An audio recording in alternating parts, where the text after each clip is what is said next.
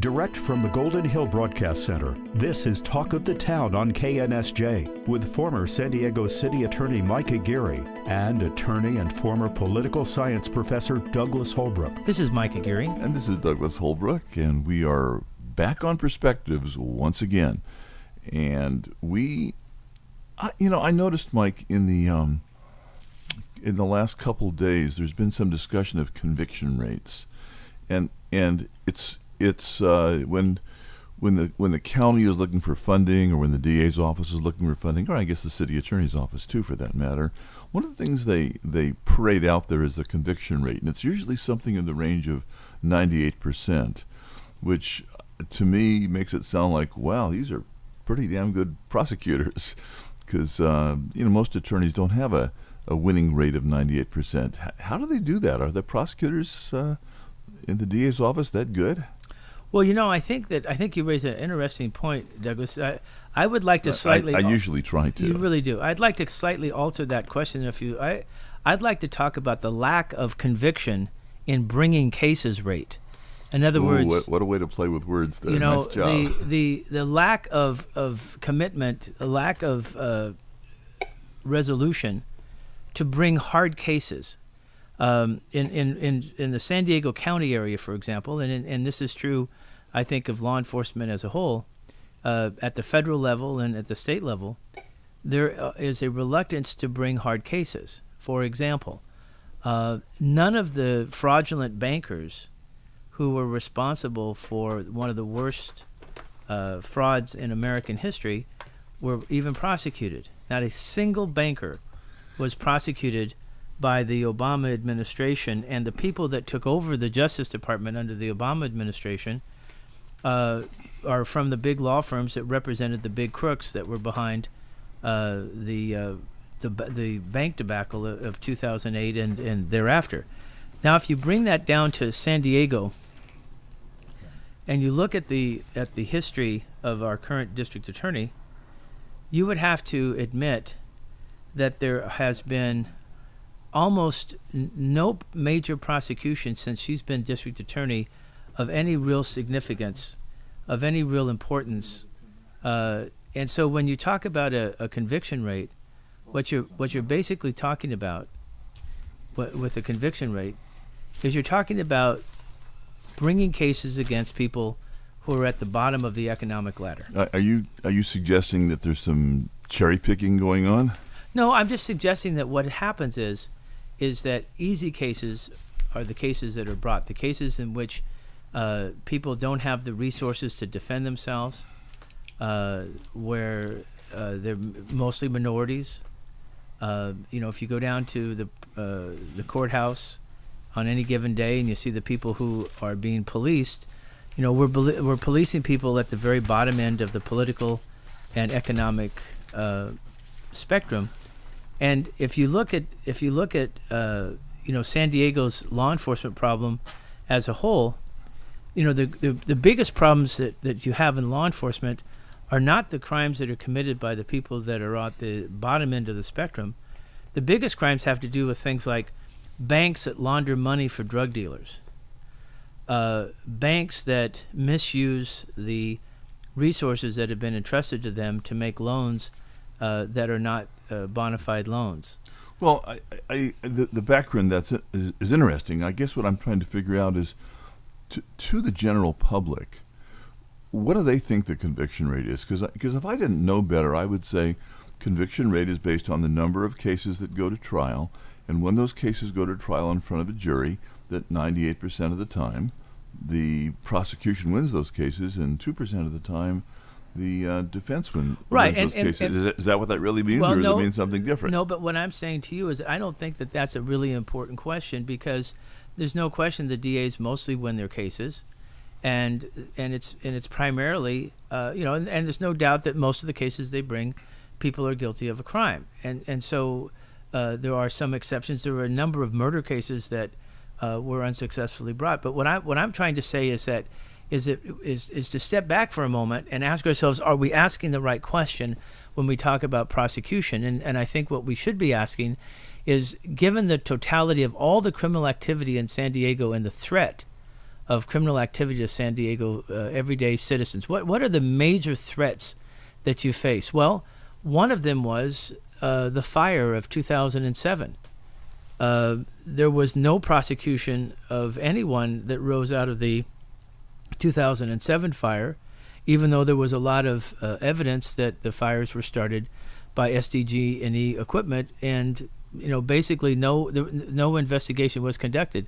San Onofre, it's very clear that there was a huge amount of money charged ratepayers in San Onofre based on defective steam generators that went out, but they were being operated without safety permits. No investigation of that, even though Senator Boxer has called for an investigation. The local banks, we had a number of banks that failed in San Diego, bad loans that weren't repaid, obvious evidence of fraud. No investigations of that. Look at the people that did get prosecuted were borrowers. They weren't the people that were packaging the loans and making the huge profits and were creating the demand. And look at the political prosecutions. The DA prosecuted all the cases down south against the people, again, at the lower end of the spectrum. But what about her own behavior? She was at the scene of the crime. She was at the home of the Mexican national who was funneling money into her own campaign. I mean, this is how good a prosecutor she is. She goes to the scene of the crime, and instead of figuring out the guy is involved in criminal activity, she's having a discussion with him about cars. And I keep saying to everyone, I think what they were talking about is getaway cars. That's the only thing I can think of that would have been germane. Well, by going to the scene of the crime, she made herself a witness, so she couldn't prosecute that case. No. She made herself. She couldn't prosecute it, but we need a district attorney who is, in my mind, astute enough not to go to the house of a Mexican national, have that person put illegal money into her campaign, and then have her say, "Gee, I didn't know what was going on." I mean, my point is this. Prosecutors have to prosecute impartially. So one would expect that. Well, would hope that's what they're supposed to do. So a better measurement, a better index to measure, is to say what is what percentage of the work that needs to be done by the district attorney was done impartially. And I would say that she has about a 2% record when it comes to the standard of impartiality.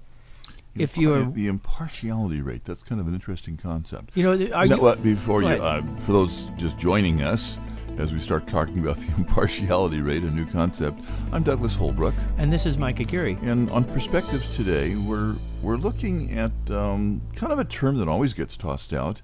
You just hear conviction rate, you hear it usually at budgetary times, and no one really thinks about it, certainly enough to sort of take it apart, analyze it, or as we do on this show sometimes, look behind the curtain. So that's an interesting concept. But you're right about that, though. Look, the point is that, as I said, the district attorney wins most of their cases. It's not 98%. Well, when you say win, I mean, be specific. Well, they mean they get a guilty plea. Okay. So a guilty plea? Yes. Or a guilty finding? A guilty plea. Okay. See, there's two different factors there. The question would be, at least if as a defense attorney, I would want to know, of the cases that actually a jury becomes impaneled and go to trial, what's the rate of success? And they win most of those. What does most mean? Well, probably over 50%. Okay. And the reason, 98%? I don't think it's 98%. Okay. But the point is, though, is it's a higher percentage, and the reason for that is that they get to decide which cases to prosecute and which cases to go after. And we had a case here in town where there was a young woman who, her assailant who eventually killed her, wasn't prosecuted, even though there were clear signs of domestic violence had been perpetrated on this young woman who was killed at City College, and the district attorney's office didn't prosecute. And there are instances where it's been embarrassing, a number of murder cases where the DA's office hasn't prosecuted. But our DAs are good DAs for the most part. They're good prosecutors. They're competent. They work hard. They're good people, and it's but let's take an example of something that's one of the biggest, probably the most pervasive law enforcement problem we have in San Diego County is the fraud that's perpetrated in public pensions. And unfortunately, our police and our district attorneys and our attorney generals are not on the prosecutorial side of that effort. I mean, you think there might be the, some kind of a conflict of interest there? Well, there's definitely a conflict of interest because they're on the receiving end. What I've argued is basically stolen property from the public, because the pensions were not approved by the public, and they were created with massive debt that far exceeded the debt limits that are provided for in the state constitution, and now are going to invariably lead to everybody going bankrupt. That's where we're headed. Oakland's on their way to bankruptcy. Detroit's in bankruptcy. Stockton's looking to is in bankruptcy. And everyone knows that there's no way that you can pay people more money in retirement than they weren't when they were working, and that's what has happened. And so, whether it's the major industries, what you want in a DA's office is you want the DA's office to be sophisticated enough, like they are in New York, to police all the different factions and factors that go into making up our complex society. In the highest levels of industry, the highest levels of investment, you want to know that there's a cop on the beat. We don't have that. When it comes to white-collar crime, if you put on a suit and a white collar and a tie, you can pretty much do whatever you want in San Diego if you make a few campaign contributions. There's no prosecutions of anyone that is well connected in San Diego. And again, that means that the law is not impartial. It means that if you're black, Latino, Filipino, or just a poor white and you live in the inner city, the likelihood of you being prosecuted is much greater than if you're living in La Jolla and you're embezzling money, from your business. And that's just the way that it is. There's a social dimension. There is a political dimension that Bonnie Dumanis and not just Bonnie Dumanis. It's across the board. Our state attorney general, she's on the other side when it comes to the actions of the Public Utilities Commission, or when it comes to really going after the banks. The people that own America run America, and the prosecutors are supposed to be impartial, and law is supposed to be enforced based upon what people do, but that's not what it is. So the impartiality index, I'd give Bonnie Dumanis and most of our prosecutors, a 2%, not a 98%, but about a 2%. That's the other end of the spectrum. If you're just joining us, I'm Douglas Holbrook. And this is Mike Aguirre. And we're talking about a concept that just gets tossed around all the time, and maybe no one looks behind it. No one sort of parses it out and says, okay, when you talk about conviction rate, what does that really mean?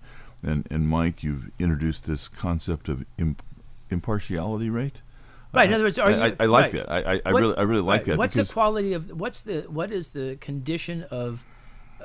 To what extent can you say that law enforcement is impartial when it decides on which of the infinite number of violations of law are to be prosecuted every year? Yeah, no, you made mention, and you just sort of ran by it really fast, mentioning like it's done in New York. Is there something different done in New York? Is that the gold standard for the impartiality rate? Well, I don't. And if so, what goes on there, and why can't all cities and states and counties adhere to the standards of New York?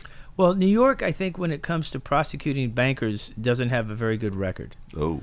Okay, they just, but then you have people like Elliot Spitzer, for example, who unfortunately committed violations of law himself. Well, we don't have a lot of people like Elliot Spitzer, but we have. But hopefully not. But when he was we do have Bob Filner. When he was on his game, when Elliot Spitzer was on his game, he was a very, very effective prosecutor, and he went after the big time players. And when Morgenthau, who was a long time district attorney, who was a district attorney, Robert Morgenthau was a long time, and he did a fabulous job. He went after lots and lots of different people. Now, that having been said, or someone like a Robert Kennedy, who was our attorney general, completely different attitude towards law enforcement. He didn't shy away from going after organized crime. He, was probably the most aggressive. I'm guessing you'd give him an impartiality rate in the 99 percentile. Okay. Thomas Dewey, who was a Republican nominee for for president, but was the former governor of New York and former prosecutor in New York, did a fabulous job going after Lucky Luciano and organized crime. Elliot Ness, and the prosecutions that are going after Al Capone. I mean, those were big time, hard prosecutions, and you see the prosecution sometimes of the cartel heads in Mexico, but you know what? Where does all that money go that they make in Mexico? Where does it all go? It comes back into American banks. I don't see too many prosecutions of American bankers that are washing up that money and putting it out into legitimate businesses. They're channeled through the banks into legitimate businesses. I haven't seen a single banker in San Diego at an executive level prosecuted, but I've seen a lot of bank failures. I haven't seen even an investigation into that.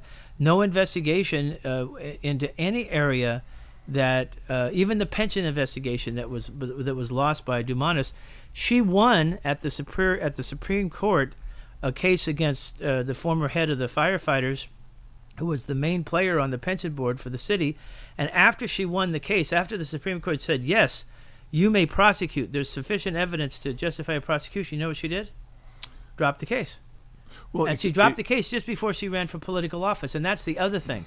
There is no way that you can make a case for Bonnie Dumanis using the district attorney's office as a base for running for mayor, and then having illegal Mexican money funneled into her campaign after she went and visited the person who funneled the money, who's currently under indictment, at his home, and then turn around and say, gee, I had no idea what was going on, even though it was in the paper at the time of where the money was coming from and that he was a Mexican national.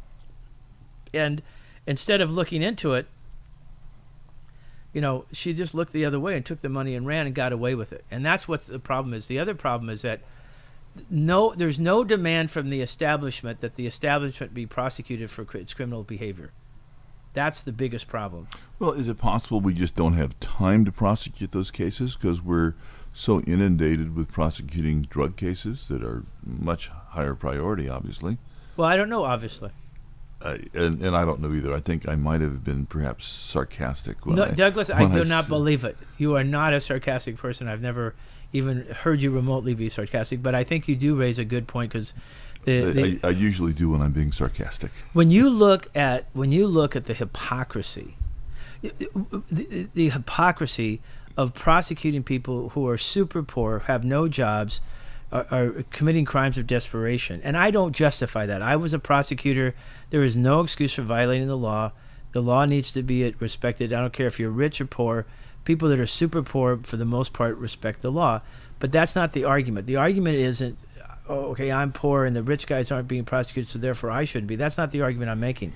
What I'm saying is that you have a limited number of resources, of prosecutorial resources.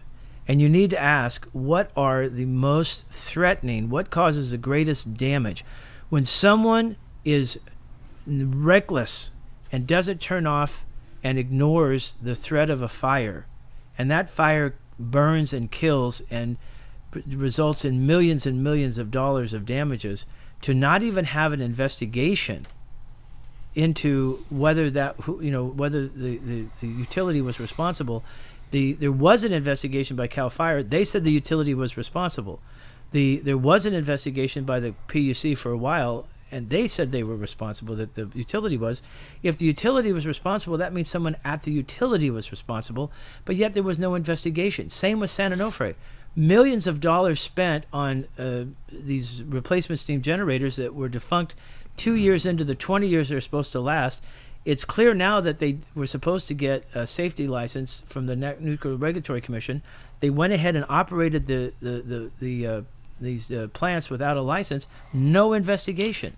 And so what I'm saying to you is this: the biggest index that disqualifies someone like a Dumanis and many others of the prosecutors is the index of indifference, the index of lack of impartiality, the index of favoritism, and that's and the phonyism that goes into the current prosecutorial approach, which is to hit everybody on the bottom and leave everybody on the top alone.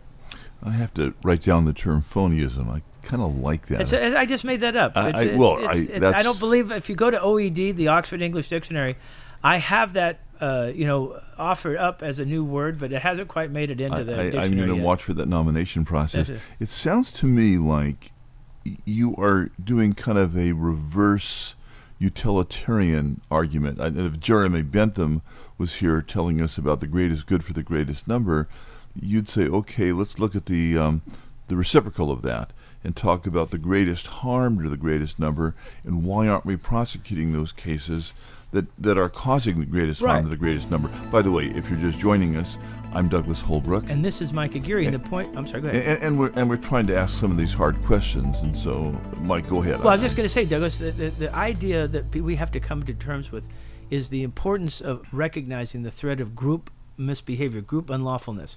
Now, people say, well, is that a conspiratorial theory? And I say, well, if you doubt that groups of people can do illegal things and evil things, what about the Holocaust? That was a group effort. What about slavery? That was a group effort. What about these when you see the tunnels coming in under the border and with drugs coming across? That's a group effort. There are people that engage in group criminality, and the philosophers and the scientists and the economists who study group wrongdoing. One of the things that they antitrust violations, for example, price fixing cases. People that come together and what we've heard of parallel parking. Well, there's another kind of parallelism where parallel businesses come together and they signal each other about how much they're going to charge for gas, and that parallelism is a way to violate the law through the antitrust because of antitrust violations, because they're basically signaling each other and fixing prices. That is what needs to be policed, and the reason for that is something called Pareto efficiency. Pareto efficiency, one way of looking at Pareto efficiency is to say, if I engage in this behavior, am I going to be caught? And normally the Pareto efficient position is, I'm going to engage in this position because I'm going to engage in this wrongdoing because my competitor is going to engage in the wrongdoing, and if he engages in the wrongdoing, he's going to get an advantage over me. But if we both engage in the wrongdoing, then it won't be as good as me engaging in the wrongdoing and him living by the rules, but it'll be better than the other way around, with him engaging in the wrongdoing and me living by the rules. And that's called Pareto efficiency. You might have heard it as the prisoner's dilemma. Should I rat out the other guy that helped me? We're both in the police station. Should I rat out the other burglar that was with me, or should he rat out me? What's my strategy? Well, I'll rat him out, because if I don't rat him out, he might rat me out, and I'll get a better deal. And so, is that the same Pareto who gave us the 80-20 rule that you, or is that a different Pareto? I think that you're right. I think that may be the very same Pareto. That you get 80% of your benefit from 20% of your population, right, or your workers, and you get 20% from the other 80%. Right. But what we want is the same kind of mathematical calculation. Right. What we want is, the reason we want Pareto efficiency is we can't have pure justice in our society, but what we can have is this: if you price fix, you're going to get prosecuted, and that's why I'm not going to price fix. It's because I'm not going to price fix because of the threat of being caught, not and that which counters Pareto efficiency, which is the tendency to say, I'm going to do this because if I don't do it, my competitor will, and he'll get an advantage, and that's what's missing. Just from a science point of view, there's no. If you think about it with the linebackers, if everybody rushes the passer, what do? You slip the ball and you run a draw play. That's what keeps the linebackers honest, and you have to keep the system honest, and everyone in the system has to know that there's a threat that if they engage in illegal behavior, they're going to get caught. That is what's missing. It's not just it's much bigger than just you have to have the vision and the courage to carry out the assignment of a prosecutor who heads up a large office like in San Diego County, and that's what's missing here. And so that's why I say it's not just about the conviction rate. Yes, of the cases that we choose to bring, we better have a high conviction rate, because the cases we're bringing are low-hanging fruit. And that's what I'm saying is the wrong way to look at it. That's a bigger question is, where is the fruit? Where is the high-hanging fruit? Where are the harder cases? Where are the sectors we're not policing? And we're not. It's not that we don't get a conviction rate. We're not even prosecuting them. They're getting away with illegal behavior. Well, I guess what you're saying is the problem is that as you start going after the higher hanging fruit, your conviction rate's going to go down. And one of the things that keeps the criminal activity down is, you call it Pareto efficiency. Psychologists would call it deterrent effect. Yeah, exactly. One of the things that keeps the crime rate down is the fact that whether you're doing a mathematical calculation or whether it's just impact itself, the fact is if you commit a crime, you may get caught. And one of the reasons I'd like to think everybody didn't commit murder because the Bible and the Ten Commandments say thou shalt not commit murder. And that's true. But in fact, maybe some people aren't doing it for that reason. They're doing it because, hell, if I commit murder, I may get caught. Most people don't engage in criminal conduct because most people are good people, and that's the primary reason. In my mind, are you sure? Is it fear based? No, I don't think it is. I think most people, or is it because it's a matter of golden rule: do unto others as you'd want them to do unto you? I don't think there's because those are two different theories. There's one is I would say that both are necessary, but neither are sufficient causes. But what I'm talking to you about is this.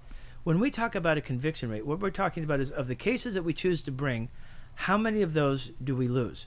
Okay, and the reason that's important is because that means then that someone who's committed a crime has gotten away with it. That's the ultimate reason why your conviction rate is important. But then if we back up for a second and say, well, wait a second. The people that commit a crime who I don't even prosecute, that's the same result. What's the difference between prosecuting someone and not convicting them? I'm sorry, let me back up. Sure. What's the difference between someone who I know has committed a crime, I prosecute them and I don't convict them, versus someone who I know committed a crime who I don't even prosecute? They're both in the same position. And so that's why I say if you bring into the equation all of the crimes that are at the higher level that are not being prosecuted, and you mix those with the ones that are being prosecuted, and you ask yourself how many people who are committing crimes are getting away with it, and you say as the farther up you go the economic ladder, the greater of a likelihood that you're not going to be you're going to have people that are committing crimes and not being prosecuted and getting away with it. That is a very astounding high number in San Diego County. If you're just joining us, if you are, you're joining us right at the end, but that's okay. That's okay. We'll try to summarize here. I'm Douglas Holbrook. And this is Mike Aguirre. And for the last half hour or so, we've been talking about what is generally referred to as the conviction rate, but we're finding out that conviction rate sort of mixes, I don't want to say apples and oranges, but quite frankly, it mixes together various concepts and gives us perhaps a distorted picture of what's really going on. Mike has given us a couple new terms, one of those being the impartiality rate, and has told us that we should be doing things more like they're doing in New York. But the bottom line is, when you hear the term conviction rate, that's a starting point where you want to be asking some questions. You want to ask, what does that really mean? Does that really mean the cases going in front of a jury? Does it really mean the cases that the prosecutor chooses to cherry pick low-hanging fruit versus? I mean, there's a lot of factors that go into that. Right. One other factor is I think we've got about 30 seconds here. Right. Okay. Let me just say it like this. The rate that matters is how many people are committing serious crimes and getting away with it rate. That's the rate that matters. Yes. I think you just said it all. Repeat that. How many people are committing serious crimes and getting away with it rate? That's the one that really matters. I think we have the Aguirre index. The Aguirre index. Which is to compete with the Pareto efficiency rate and everything else. I'm Douglas Holbrook. And this is Mike Aguirre. And I think we've opened some new doors, pulled back some curtains, and I think we understand this concept a little bit better. For those of you who've been with us today, congratulations. Pat yourself on the back. You learned something. Thanks for being with us. Thank you for joining us on Talk of the Town with former San Diego City Attorney Mike Aguirre and attorney and former political science professor Douglas Holbrook here on KNSJ Descanso 89.1 FM, serving San Diego.